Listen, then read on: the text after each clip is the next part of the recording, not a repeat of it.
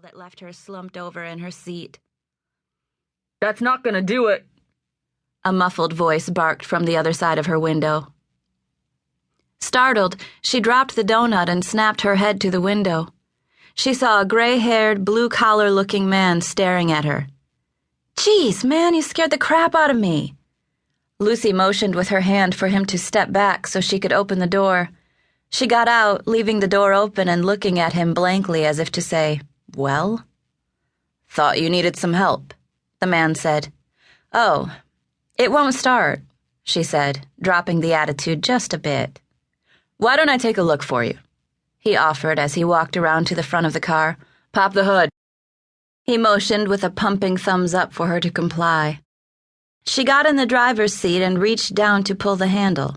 While she was down there, she retrieved the fallen donut and chucked it out the door. "I got groceries back here," she shouted, leaning out the door. "Hold your horses, missy," he volleyed back. Without moving from his concentrated stare on the engine, he said, "I think I may know what the problem is." As she waited, she wondered if he had a family. She thought he was probably the type of dad who teaches you how to change a tire before you go off to college, or the kind you call when something really exciting happens in your life. Lucy wouldn't know about that. First of all, nothing exciting ever happened to her, and second, she didn't have a father. Her stepfather, Tom, died when she was 12, and she never met her real father. Tom had married her mother, Linda, when Lucy was just 5 years old, and her half-sister Katie came along right after Lucy turned 6. They actually had a happy little family for about 5 years before Tom passed of a heart attack. Tom was one of those flaky charmer types who was all talk but never came through in the end. The girls loved the charming part, and in the beginning Lucy was too young to notice the flaky part. Towards the end it got to Lucy and her mother. Linda began to drink more than casually when Katie started school. Once it was just the 3 of them, the situation got much worse, and Lucy was forced to take control of the family. Unfortunately, while Lucy struggled to keep her family together, her mother succeeded in pulling it apart. "Hold on a sec," the man said, jolting Lucy from her thoughts. He briskly walked to an all-white pickup truck about 6 spaces down the lot. "Let me just get something from my truck."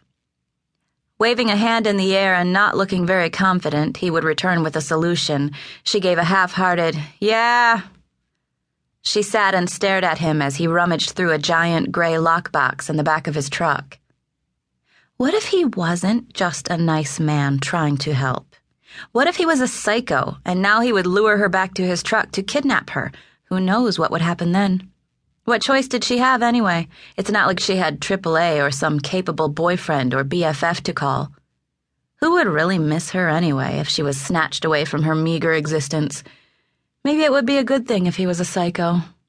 She'd often thought about the different ways she could end it all. This, however, was definitely not one of the scenarios.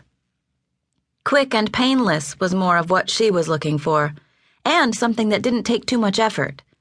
Lucy had run through the possibilities in her head more than once. Drug overdose? Pretty tough to get your hands on something that would do the trick. Slit her wrists? Too gross, and she didn't have the guts to do that anyway. What about smoking in bed? Maybe she'd pass out from being drunk. That was believable since she spent many a night overindulging in cheap wine or beer and then falling asleep in front of the TV. Definitely not an option, though. She didn't smoke, and the whole apartment building could burn down. Even though she appeared to be a loner, she still cared about people and didn't want to hurt anyone. Chugging back with a can in one hand, raised up like he was carrying the Olympic torch, the kind man cheered, "Got it!" Usually people who were so positive and cheery annoyed Lucy, but something about this guy was kind of cute. Must be the dad thing. She trusted him and wanted someone like him to take care of her. "Great," she said. "What is it?" He waved her over to the front of the car. "Let's try spraying some starter fluid in the carburetor. It used to work great on my wife's old Honda." He shook the can and then gave it 3 squirts. "Why don't you try to start it up?" Lucy shrugged. "Okay." She walked around him to the driver's side, hopped